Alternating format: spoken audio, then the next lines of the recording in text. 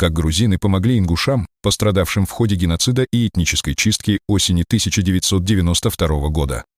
Информация достоверная и взята из книги «Механика смерти», изданной в Москве в 1993 году.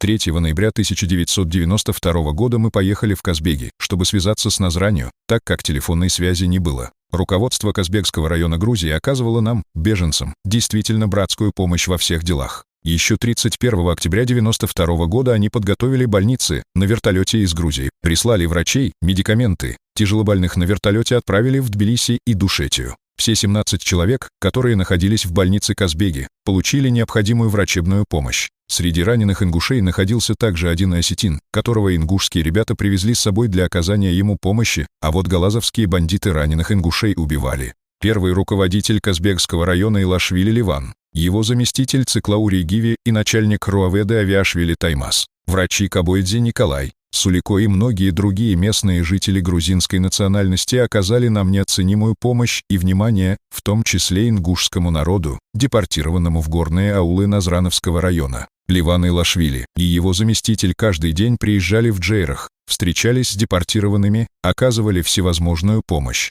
К больным же проявляли особое внимание. Несмотря на то, что 1 час на вертолете обходится в 40 тысяч рублей, они несколько раз нанимали вертолет для спасения жизни ингушских раненых и больных.